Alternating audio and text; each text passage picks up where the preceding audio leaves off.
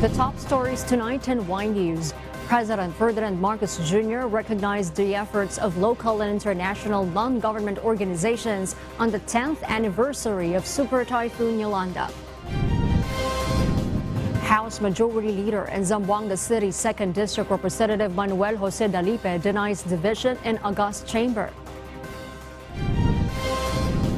Several senators questioned the proposed confidential and intelligence funds for civilian agencies.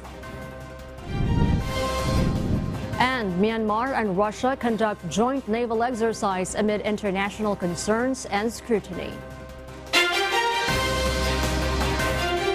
Good evening, Philippines and the world. Today is Wednesday, November 8, 2023. Join us in the next hour as we deliver today's top stories around the Philippines and in other parts of the world. We are also seen in 1,935 satellite monitoring centers nationwide and via live streaming worldwide through the UNTV News and Rescue social media channels. I am Harleen Delgado. First in the news. President Ferdinand Marcos Jr. led the 10th anniversary commemoration of Super Typhoon Yolanda in Tacloban City. President Marcos recalled that non-government organizations and private companies were among the first responders after the tragedy, along with government agencies who extended help to Yolanda survivors. Nel Maribohok reports. President Ferdinand Marcos Jr. on Wednesday, November 8, recognized the efforts of local and international non-government organizations that helped in rebuilding and recovery of Tacloban City, which was left devastated by Super Typhoon Yolanda 10 years ago. Where you never left us, you stayed with us and stayed with us for years until you could see that we had recovered. And for that, we owe you a debt of gratitude that we will never be able to repay. Tacloban, the capital of Leyte province, bore the brunt of the storm's fury and was almost totally destroyed by 5-meter-high storm surges that crashed over mostly poor coastal communities. PBBM urged the Taclobanons not to forget the victims of Super Typhoon Yolanda, especially those who have lost their lives and those who were not accounted for. He also called on government agencies to swiftly provide the necessary assistance to survivors of Super Typhoon Yolanda. We have engaged the Department of Human Settlements and Urban Development and the National Housing Authority to accelerate the provision of housing units and land titles to our beneficiaries. President Marcos visited Tacloban City for the 10th Yolanda commemoration anniversary, where he also led the wreath-laying ceremony at the Yolanda Memorial Monument and remembered the typhoon victims. Nel Maribohok, UNTV News and Rescue. We serve the people, we give glory to God. The importance of taking immediate action and preparing for climate change cannot be overstated. This is the message delivered by Vice President Sara Duterte on the 10th anniversary of Super Typhoon Yolanda. According to VP Sara, it is crucial for Filipinos to learn from the lessons of the past, emphasizing the need to invest in resilient infrastructure, early warning systems, and disaster preparedness education.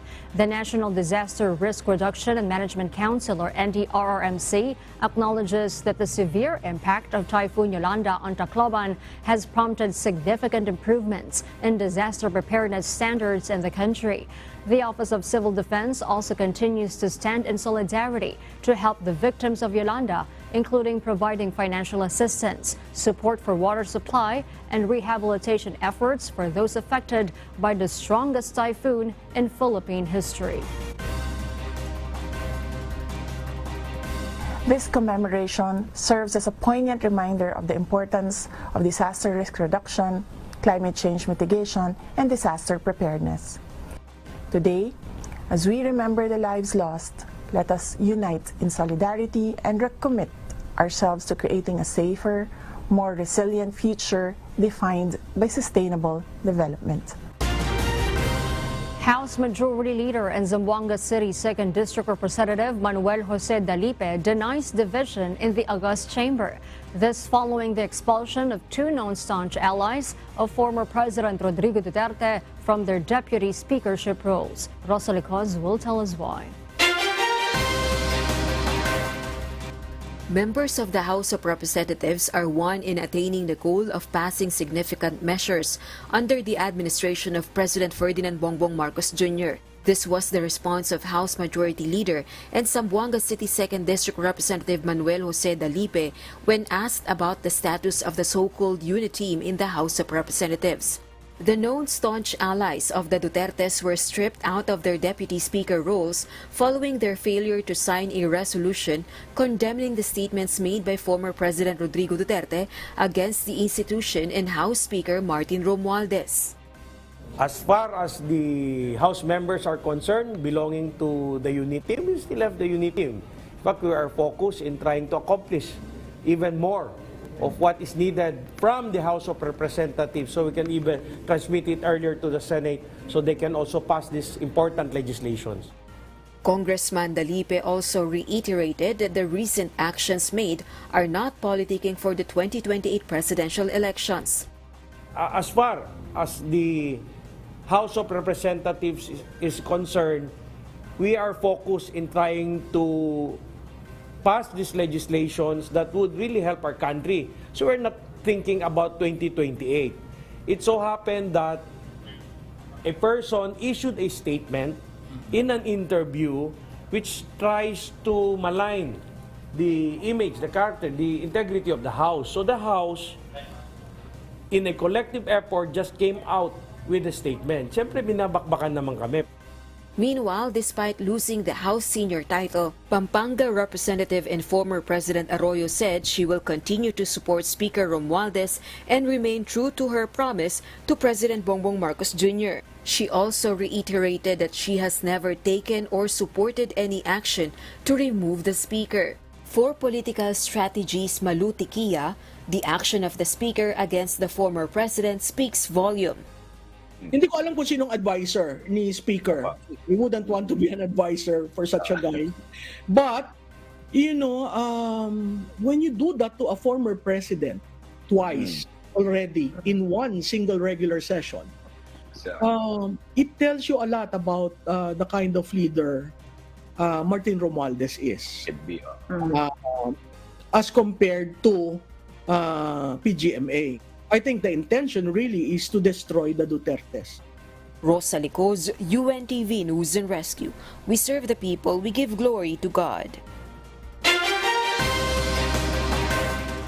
The special election scheduled for the 3rd District of Negros Oriental, aimed at replacing expelled Congressman Arnolfo Teves Jr., will no longer take place. Dante Amento tells us why.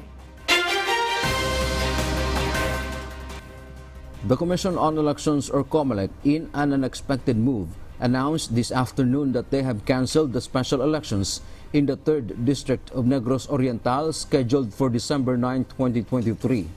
The Commission likewise recalled all preparations for the said electoral exercise purposely to replace expelled Congressman Arnolfo Arnie Teves Jr. So we are directing all the regional director of the Commission election in the region, the provincial election supervisor of Negros Oriental, including all election officers, to inform all the parties, including all our citizens' armed and interest groups and stakeholders, na hindi po matutuloy ang eleksyon sa Negros Oriental ngayong darating na December 9. COMELEC Chairman George Erwin Garcia explained they received this afternoon a copy of the resolution from the House of Representatives urging them to cancel the elections. The lower house of Congress cited 3 reasons, to include that the conduct of the special polls has a negative impact on the current peace and order situation in the district and neighboring areas. Also, that there is a current petition filed by Teves Jr. before the Supreme Court questioning his recent expulsion as member of the House of Representatives. Siguro nga, ang reason din is because kapag nag-special election, magiging moot and academic yung issue pending before the Supreme Court. But as far as the COMELEC is concerned, we cannot question the wisdom of the House of Representatives. It is purely a political question which only the House of Representatives can answer. Garcia further said it is the full discretion of Congress to call or cancel an election. House Speaker Martin Romualdez stays as caretaker in the district. Kung ano yung trabaho ng congressman, yun din yun, no? That means yung mga projects, yung mga kailangan ng mga constituents, the caretaker has to agree as to be dedicated to the service of the constituents. Meanwhile, the Commission clarified that they have just incurred a very small amount over their preparations. The 75 million pesos budget for the special elections remains intact. Dan Tiamento, UNTV, News and Rescue. We serve the people. We give glory to God.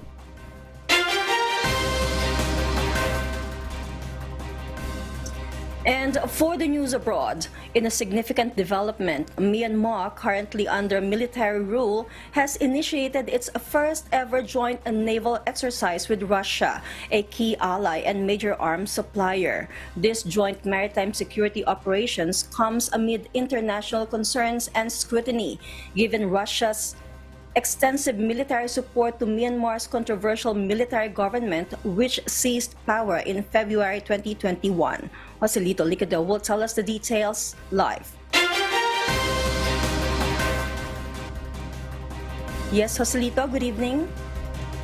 Good evening, Elsie. Myanmar, currently under military rule, is conducting its inaugural joint naval exercise with Russia, its key ally and major arms supplier in the Andaman Sea.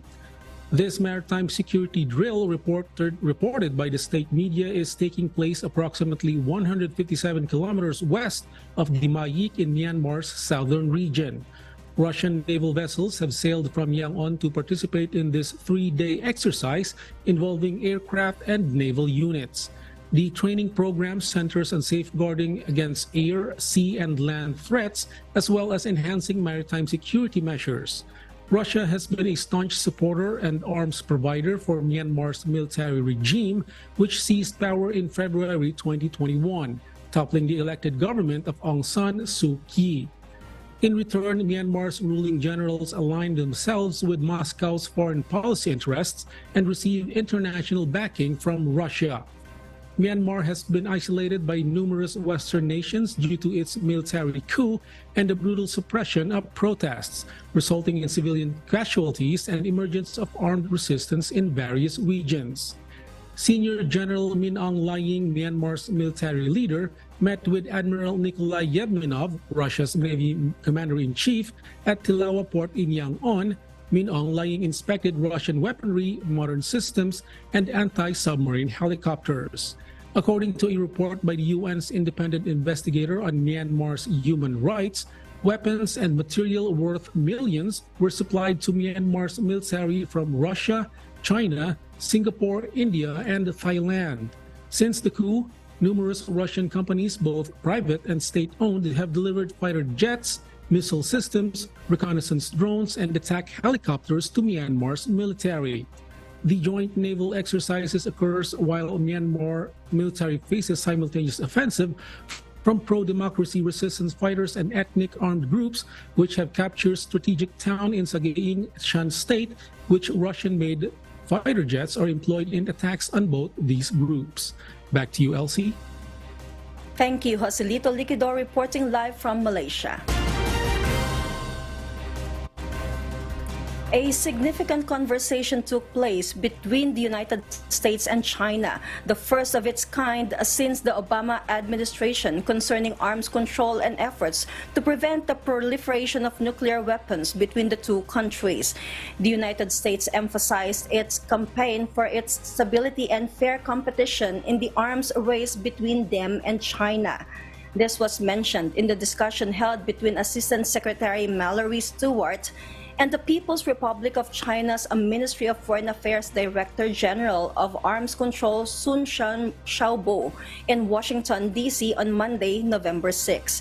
Currently, China possesses over 500 operational nuclear warheads, while the United States maintains a stockpile of approximately 3,700 nuclear warheads, with nearly 1,419 of them strategically deployed. We have continually called on the PRC to substantively engage on arms control issues and reducing strategic risk, and this engagement will continue efforts to responsibly manage the relationship and ensure competition does not veer into conflict. Australia's Prime Minister Anthony Albanese is calling for the full result of free and unimpeded trade with China to further improve their ties after China and Australia's relationships spiraled in recent years as suspicious of Chinese interference in Australian politics increase. The two nations collaborate and discuss on climate change, food security, and transnational crime. According to Albanese, ways to create a regional and global order that is peaceful, stable, and prosperous, where countries respect sovereignty and meet their obligations under international law and conventions. This first visit to China by an Australian leader in 7 years gives people hope that the two sides will continue to work together to sustain this positive moment. Australia, on the other hand, is still looking for a security partnership with the United Kingdom and the United States, which China views as an attempt to reduce its impact in the region. As the Senate opens its plenary debates for the proposed 2024 national budget, several senators questioned the proposed confidential and intelligence funds for civilian agencies. This report will tell us why. The Senate begins its budget deliberations in the plenary for the proposed 5.768 trillion peso national budget for next year. Their minority senators posed questions regarding the controversial 125 million peso confidential funds of the Office of the Vice President last year that was sourced from the contingent fund as approved by President Ferdinand Marcos Jr. Senate Finance Committee Chairperson Sonny Angara says it was not a transfer but a release. But Senate Minority Leader Aquilino Coco Pimentel wants to ensure the government's policy in using contingent funds. A 13 billion peso contingent fund is being proposed for 2024. It's a fund that's meant to answer for all contingencies. So, merong travel ho dyan, merong bagong programa ang ating executive agencies or offices. So, the contingency fund has to answer for all of these, Your Honor. Correct. Not just for the need for confidential or intelligence funds. During the budget process nga, we are discussing the aggregate amount for the CIF. Minomonitor natin kasi nga alam natin special treatment doon And yet there is this fund na malaki din, mas malaki pa sa amount na minomonitor natin na baka pwede rin convertible doon. So if we allow that, I don't think that is good policy, Mr. President. According to the Department of Budget and Management, the contingent fund shall be used exclusively for requirements of new and urgent projects and activities that need to be implemented during the year, except for the purchase of motor vehicles. All releases from this fund also requires the prior approval of the President. Angara says the Senate panel's version of the proposed budget contains 9.82 billion pesos for confidential and intelligence funds, or CIF, after it adopted the realignments made by the House of Representatives. According to the lawmaker, this was 300 million pesos lower than the original proposal of the Executive Department of 10.1 billion pesos under the National Expenditure Program. For her part, Senate Deputy Minority Leader Risa Hontiveros announces that she will propose an amendment to the special provision on the contingent funds for next year, prohibiting the use of such fund for secret funds. As a matter of fiscal prudence, we'd like to include the augmentation of the CIF as a prohibition under the contingent fund. Angara is open with the proposal but seeks consideration for security agencies. Perhaps there may be an exception to the exception or an exception to your proposal in case that there are emergencies, because I think there have been occasions in the past where they found the need to supplement the security agencies, not just the civilian agencies.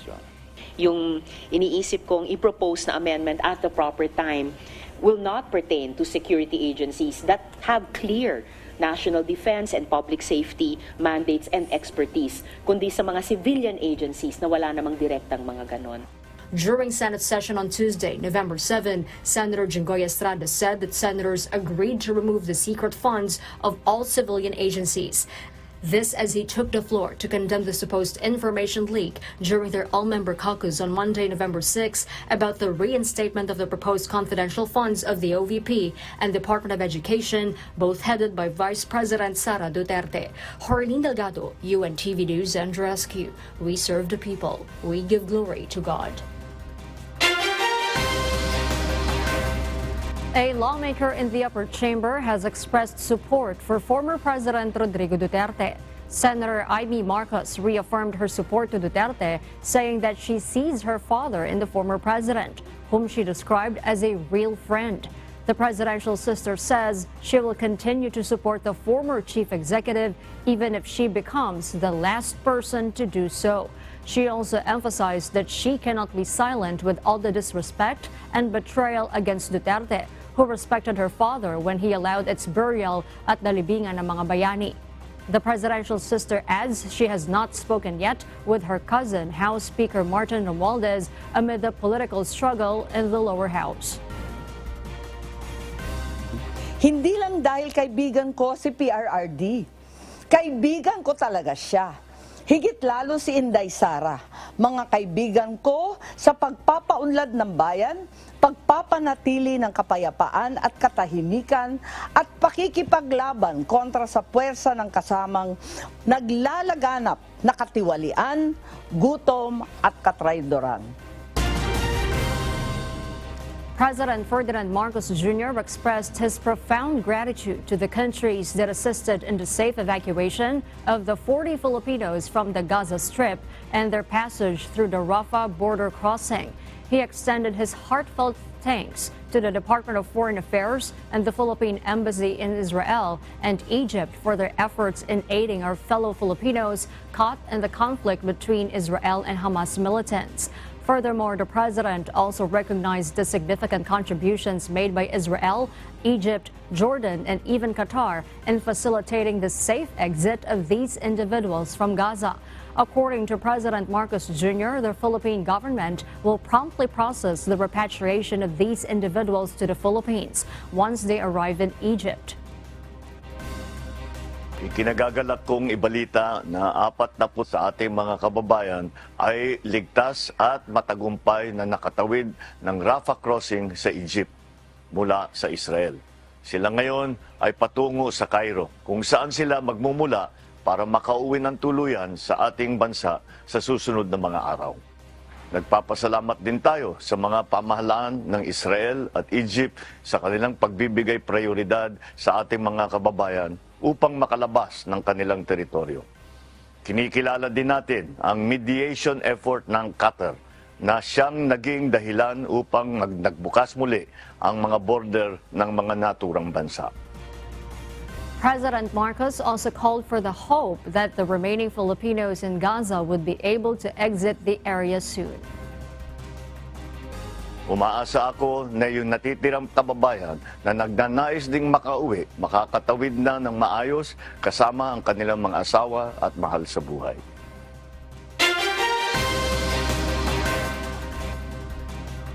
And in other news abroad, the group of 7 wealthy nations known as G7 began talks on critically important issues including Russia's war and the Israel-Hamas conflict. The U.S. Secretary urges unity among the group. Ryuji Sasaki will give us the details. Why? Live. Yes, Ryuji, good evening. Good evening, Elsie. The G7 alliance nations, Canada, Britain, France, Italy, Germany, Japan, and the United States, including the European Union, convened in Tokyo on November 7 to 8. This is to discuss the critical global issues, including the Israel-Hamas crisis and the war of Russia with Ukraine. U.S. Secretary of State Antony Blinken, fresh from his tour in the Middle East, in his diplomatic efforts, appeal for the G7 to force agreement on how to prevent differences on Gaza from deepening. According to Blinken, unity among the alliance group is important to deal with the current crisis. G7 requires a common ground in the Middle East conflict triggered by the Hamas massacre on October 7. Japanese Foreign Minister Yoko Kamikawa stated Japan's support to the U.S. diplomatic efforts between Israel and Palestine. The G7 plans to push the need to pause the fighting, to allow humanitarian aid access to Gaza, and to allow civilians to get out of the area. Moreover, a post-conflict governance should begin to prevent the war from spreading. These plans were described as work in progress by the U.S. Secretary, recognizing divisions over the possibility of a pause. This is due to Israel remaining unconvinced while other Middle East nations demand a full ceasefire. Furthermore, there has been a difference among the G7, with France voting in favor of humanitarian truce resolution in Gaza during the United Nations Security Council, which US has opposed condemning the Hamas massacres. Other countries abstained in the vote. Meanwhile, G7 countries' support for Ukraine in the war with Russia will not be affected by escalating conflict between Israel and Palestine. Back to you, Elsie.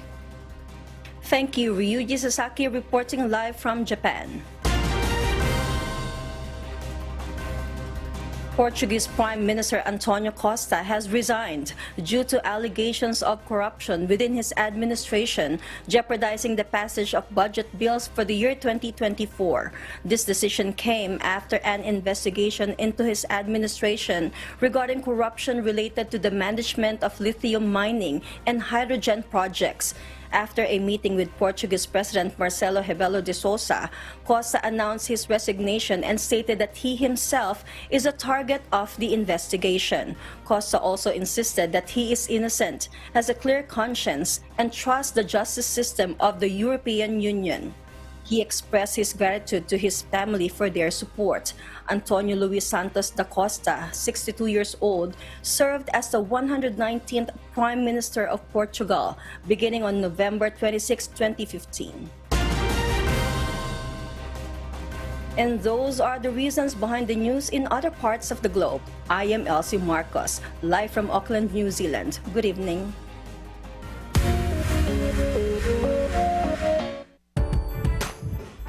Davos' very own singer-songwriter Pinel is gearing up to release her latest single on November 10, 2023, in collaboration with KDR Music House. The upcoming song, intriguingly titled Untitled, delves into a subject that resonates with many of us, the fear of vulnerability. Gladys Tuabi will tell us why.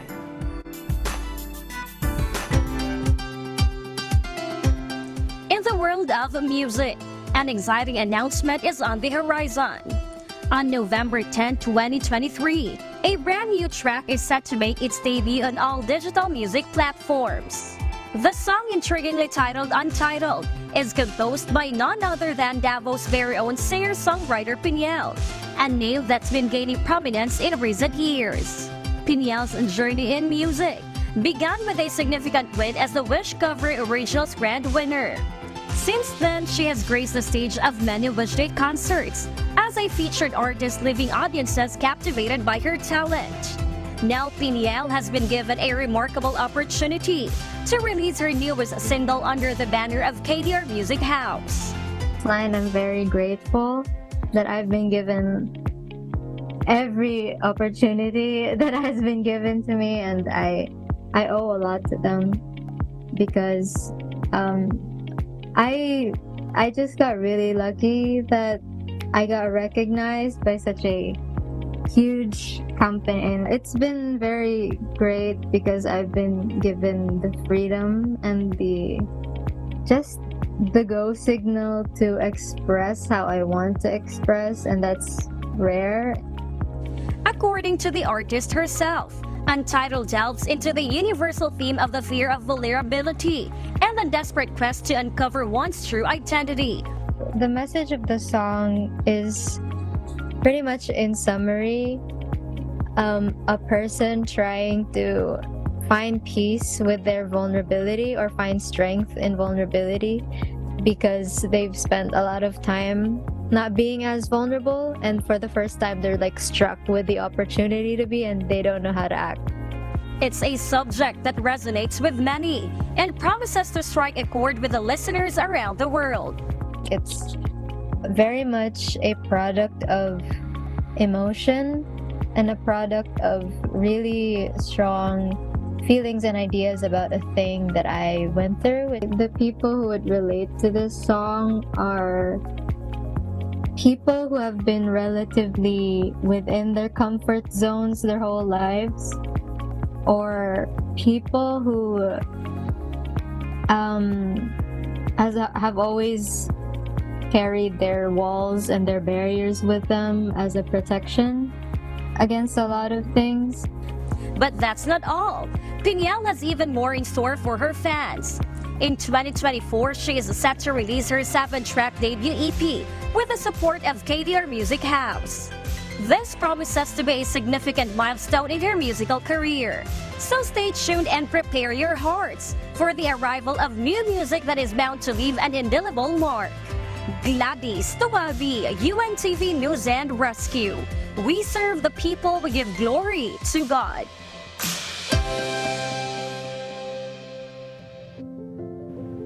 Our Kasangbahay, as the world faces these trying times amid the various challenges and uncertainties, we are inviting everyone to join the global prayer for humanity. Good day. I'm Brother Eli Soriano of the members of the Church of God International. I want to invite you to join us in a minute of prayer every day to pray for humanity and the whole world as we go through these perilous times. While safety measures like washing of hands and strengthening of our immune systems may help us through this horrible predicament, there is still no precaution or cure more powerful than God's mighty intervention. And we need His intervention now more than ever.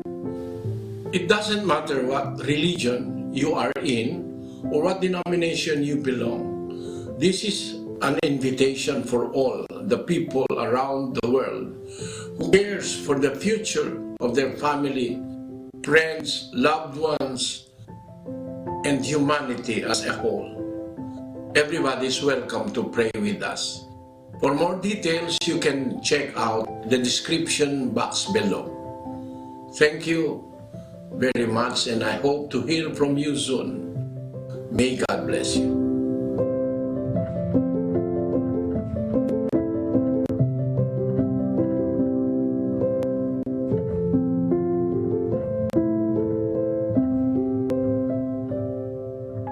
And before we close, we will leave you with a word, giving glory to God. From the book of Colossians, chapter 3, verse 12, it says, "Put on therefore as the elect of God, holy and beloved, bowels of mercies, kindness, humbleness of mind, meekness, long-suffering."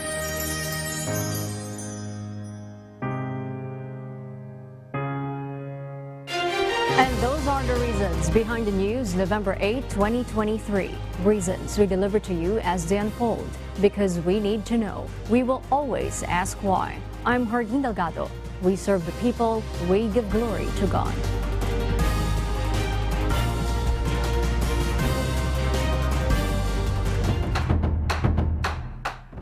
Where you never left us, you stayed with us and stayed with us for years, until you could see that we had recovered. And for that, we owe you a depth of gratitude that we will never be able to repay. We have engaged the Department of Human Settlements and Urban Development and the National Housing Authority to accelerate the provision of housing units and land titles to our beneficiaries. As far as the House of Representatives is concerned, we are focused in trying to pass these legislations that would really help our country. So we're not thinking about 2028. It so happened that a person issued a statement in an interview which tries to malign the image, the character, the integrity of the House. So the House, in a collective effort, just came out with a statement. Siyempre, binabakbakan naman kami. Siguro nga, ang reason din is because kapag nag-special election, magiging moot and academic yung issue pending before the Supreme Court. But as far as the Comelec is concerned, you cannot question the wisdom of the House of Representatives. It is purely a political question which only the House of Representatives can answer. It's a fund that's meant to answer for all contingencies. So, merong travel ho dyan, merong bagong programa ang ating executive agencies or offices. So, the contingency fund has to answer for all of these, Your Honor. Correct. Not just for the need for confidential or intelligence funds. Yung iniisip kong i-propose na amendment at the proper time will not pertain to security agencies that have clear national defense and public safety mandates and expertise, kundi sa mga civilian agencies na wala namang direktang mga ganun. Hindi lang dahil kaibigan ko si PRRD. Kaibigan ko talaga siya. Higit lalo si Inday Sara.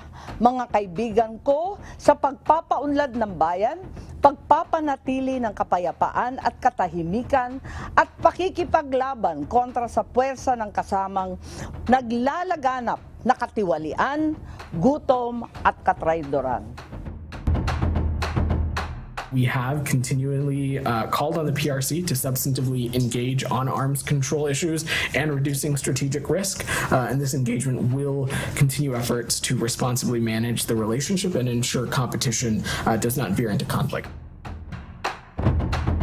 I'm very grateful that I've been given every opportunity that has been given to me, and I owe a lot to them because I just got really lucky that I got recognized by such a huge company, and it's been very great because I've been given the freedom and the go signal to express how I want to express, and that's rare.